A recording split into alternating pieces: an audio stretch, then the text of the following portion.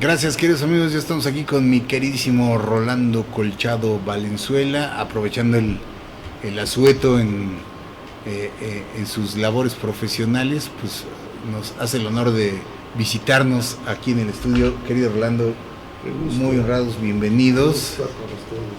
Gracias, querido Rolando. Gracias. Y hablar justamente, pues, ¿con quién mejor hablar de este tema?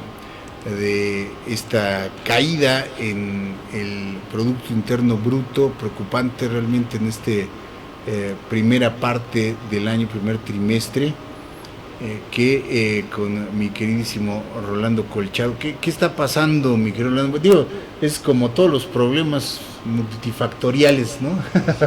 Incluso en torno externo, pero también el interno que no deja de preocupar. ¿Cómo estás? Muy buen día, buenos días, amigas. Ay, amigos. perdón. Nomás permíteme porque Sí, ya se nos olvidó ponerle el micro. Ay, mi Dani.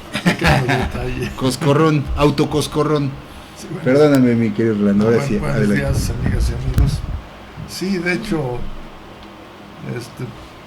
yo ya esperaba esta reducción o incremento mínimo del Producto Interno Bruto por varias razones. La primera, yo creo que de las más importantes, es la austeridad del gobierno. En primer lugar, siempre que empieza un gobierno, lógicamente empieza con cuidado, Con lentitud, sí. lentitud, y yo creo que no ha existido otro gobierno de los 8 anteriores que tenga una reducción tan importante en el gasto público. Por ejemplo, Estados Unidos creció su PIB a 3.2 en el primer trimestre, a pesar de que se redujo el consumo. El shutdown que tuvieron, ¿no? También. Sí, la diferencia fue los gastos del gobierno que aumentaron en forma importante, entonces eso originó que creciera el PIB. Otra cosa que no me preocupa mucho es de que no es comparable el cuarto trimestre contra el primero. Siempre el cuarto trimestre, por la Navidad, por las gratificaciones, el consumo se incrementa en ese cuatrimestre. Viéndolo a nivel anual, o sea, los 12 últimos meses, el PIB creció el 0.2%, que es ridículo, o sea, es un crecimiento mínimo. Lo que son las actividades primarias, que es la agricultura y la ganadería, crecieron el 5.6%. Por contra, las secundarias, como es la industria, únicamente creció el 2.1%, y las terciarias, que es el turismo, que es un punto que preocupa, porque genera muchísimas divisas, además de que dentro de los importadores y exportadores es el sector que es utilidad de lo que se genera, o sea, es superávit. Mientras que en casi todos los demás sectores, el petróleo, la industria, todos los demás sectores son mayores las importaciones que las exportaciones. Ahora, todo eso, independientemente de la austeridad del gobierno, vienen por otros factores. Un factor que es importante es la volatilidad del tipo de cambio, la forma como manejamos el tipo de cambio. Ya lo he comentado que es un error, o sea, no podemos generar confianza en el exterior cuando nuestro tipo de cambio está subiendo y bajando todos los días, inclusive por horas. Por ejemplo, otro resultado que a muchos les preocupa, a mí no, son la pérdida que reflejó Pemex en el primer trimestre. Perdió 35.700 millones de pesos. En el anuncio que sacaron en la Bolsa de Valores, dice que eso se generó por razones de apreciación del peso, que cambiando los tipos de cambios, sus ventas eran de 120.900 millones de pesos y bajaron a 30.400 millones de pesos. Y eso es real, o sea, yo lo veo con la información que manejo en la empresa donde colaboro, de que de repente el tipo de cambio se deprecia y los ingresos empiezan a subir. De repente una buena noticia, un tip de Trump, el tipo de cambio se aprecia, nuestros precios suben en el extranjero y se empieza a derrumbar la economía. En la parte del petróleo, no me preocupa, porque me parece correcto el enfoque que le está dando López Obrador a Pemex. Muchos dicen, no, debería mejor dedicar más recursos a la extracción para objeto de vender petróleo que va a Estados Unidos, pero lo que los expertos no ven y no analizan es analizar las cifras en su conjunto. Generalmente estamos muy enfocados a analizar las cifras en la dimensión inferior o en la dimensión interna, que son en pesos, pero no visualizamos el entorno global. Imagínese qué pasaría si nos quedamos sin divisas, que no es difícil, o sea, tenemos más de 500. Ya nos pasó una vez. Ya nos pasó una vez, pero ahorita estamos más expuestos a ese efecto, porque ahora somos más dependientes del extranjero. Imagínense, importamos el 80% de la gasolina. ¿Qué pasaría si nos quedáramos sin divisas? ¿Se paraliza el país? Entonces López Obrador dice, no, lo importante es reactivar las 6 refinerías y construir una nueva en Dos Bocas para que nosotros seamos autosuficientes. Igualmente en la agricultura hay muchos sectores donde éramos autosuficientes y ya no lo somos. La verdad, en muchos sexenios saquearon al país. ¿Cómo es posible que Pemex, con las utilidades que debería de tener, según los expertos de Pemex, la subsecretaria de hidrocarburos, dice que el costo son $6.7 por barril? Ahorita está vendiendo $65 el barril. Imagínate nada más la utilidad de vender cada barril de petróleo al extranjero.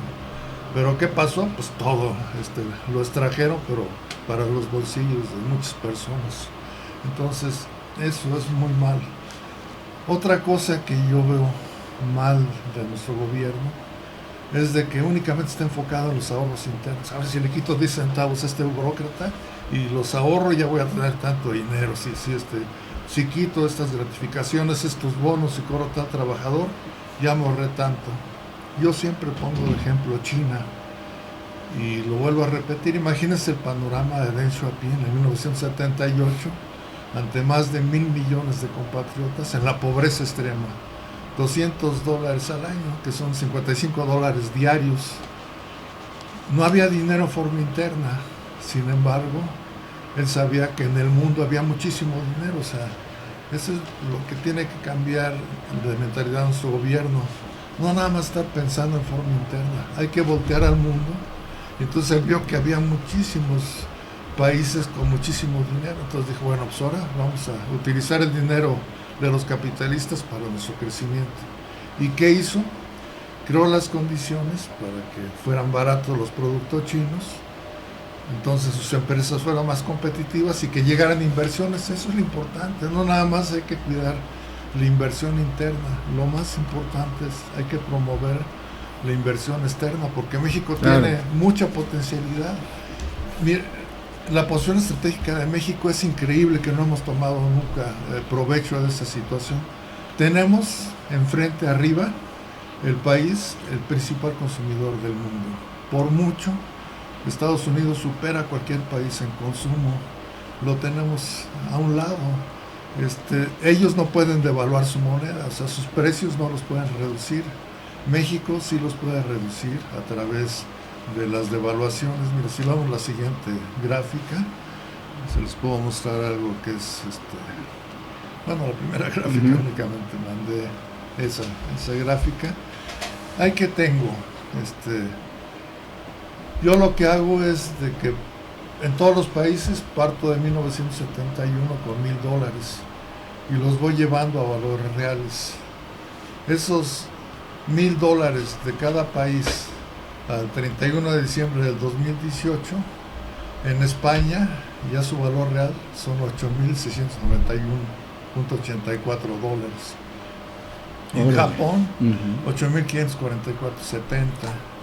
En México, 6,011.51, pero en China 2,316.11. Ya lo comentamos, que hubiera ocurrido que México hubiera ajustado su tipo de cambio en base a si inflación tengo 5%, ajusto mi tipo de cambio 5%. Si inflación es el 10%, ajusto mi tipo de cambio a 10, tendríamos esta fecha $1,000 porque no hubieran cambiado de valor. Imagínense qué ventaja hubiera tenido México, pero no ocurrió, ya lo que pasó ya pasó.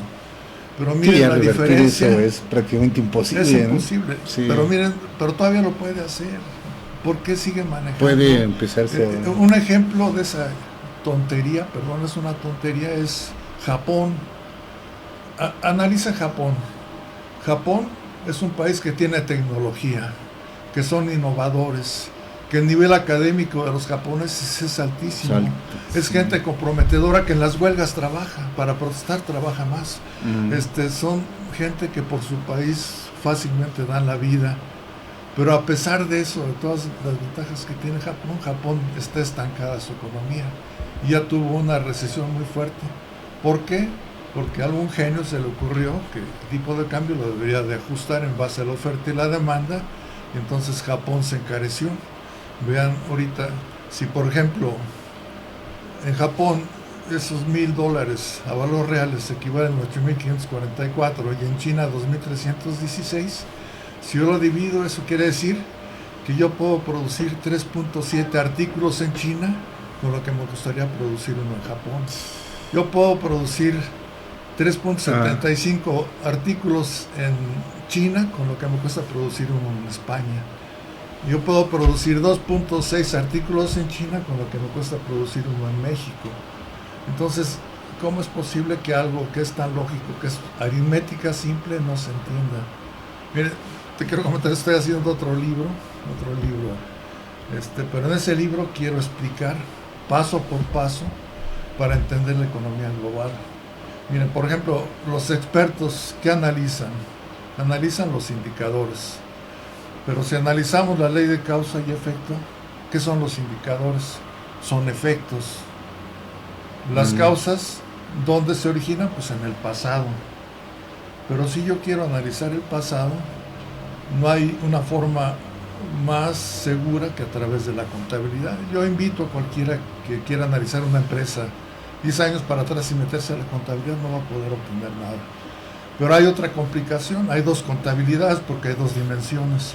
Hay una dimensión interna en la que hay contabilidad, principios, donde los estados financieros principales es el estado de resultados, el balance y el estado de cambios.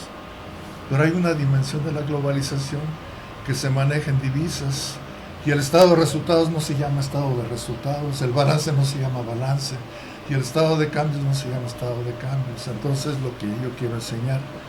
Otra cosa importante es de que yo no puedo comparar diferentes monedas, diferentes países, porque cada moneda de cada país tiene diferente inflación y diferente tipo de cambio. Pero hay formas de hacer comparables las cifras. Además de que de nada me sirve sacar México 6,1151 valor real, sí, pero comparado con el resto del mundo, ¿cómo estamos? Si yo no hago un benchmarking, un análisis comparativo, de nada me sirve. Entonces yo siento que eso son lo valioso de mis análisis, que puedo comprobar con cifras y demostrar que cuando un país se encarece, automáticamente entra en crisis y a pesar de que pueda generar dinero para pagar sus faltantes de ingresos, sus empresas empiezan a quebrar y es la razón por la cual ahora todo se produce en China. Son cosas muy lógicas que se pueden demostrar con cifras, entonces es lo que me gustaría aportar. A mí no me gustaría llevarme a mi tumba cosas valiosas que he aprendido gracias a la fortuna de haber trabajado en empresas, que aprendí muchas cosas. Yo no me lo quiero llevar a la tumba, yo lo quiero dejar en un libro, pero si ya no le quieren hacer caso, ya no es mi problema. Yo voy a cumplir con dejar la aportación de lo que he aprendido para que lo puedan aprovechar y pueda ser útil. Pero en general ese es el panorama de México. Mientras nuestros presidentes y el Banco de México no se coordinan y buscan establecer una estrategia de precios que es básico. Para cualquier empresa la estrategia de precios es básico. No pueden estar fluctuando. Claro. Que sea competitivo los productos de México, los bienes y servicios. No va a haber forma de que México crezca y sea una potencia económica, desafortunadamente. Así es. Entonces, O sea, en el plano económico, financiero y en el político, pues dar certidumbre, ¿no? Hacia afuera, ¿no? Seguridad jurídica, estabilidad, ¿no? Y dar una imagen hacia afuera de que México sigue siendo un país de una economía abierta, ¿no? Y su posición competitiva, para que la inversión fluya y venga, ¿no? Cuando estaba en Squirdy, yo analizaba en el extranjero las cifras. Squirdy con maquinaria obsoleta que en 46 dieron de baja, sin embargo vendía más que cualquier país de Europa, pero China ya producía más barato de México. Pero ¿por qué no le compraban a China? Porque estaba muy lejos. México nos tiene a la vuelta de la esquina. Estamos en una posición estratégica. Somos el puente de América y tenemos enfrente dos gigantes económicos, Estados Unidos y Canadá, y no lo aprovechamos. Desafortunadamente. Qué tristeza. Ojalá y pues hubiera por dónde, pero desafortunadamente no se le ve que esto vaya a cambiar en el corto plazo, ¿no? Yo no veo que el Banco de México, hay una innovación, ¿no? Realmente que se coordine con el presidente, hay un solo volante, no dos. Uno va por un rumbo y otro va por otro, y se odian porque las declaraciones de nuestro gobernador del Banco de México no son nada favorables contra López Obrador, y al revés. Y viceversa. Sí, y por eso decimos, en el panorama inmediato, pues no se ve esto que se vaya a reactivar. No se ve que se vaya a reactivar. A ver cómo sigue los resultados para el segundo trimestre del año, que ya entonces será lo que viene en definitiva para la producción. Quieren crecer al 4%, se ve lejísimo. No, pues una cosa es decidir o hacer un decreto, yo crezco, y otra cosa, realizar las acciones, generar las condiciones. Las condiciones para que el país crezca el 4%, que sí se puede, claro que se puede, pero hay que crear las condiciones, hay que manejar las variables con maestría. Eso es lo que analizando, pues no se ve y por dónde dentro del mundo, no únicamente, no, pues se le quita el borro que $2, ya ahora sí voy a crecer el 4%. Hey, no todo está en eso, ¿no? Justamente el gobierno es el que, ya si es el gobierno, no es el que genera empleos ni crecimiento, pero sí tiene la responsabilidad de generar las condiciones para que esto se dé al fin y al cabo. Pues gracias, querido Rolando, como siempre, gracias por tu visita y gracias por tu colaboración de siempre. Amigos. Ahí está. Muchas gracias, muy buen día. Gracias, Rolando, pues nos escuchamos la próxima semana. Gracias a todos.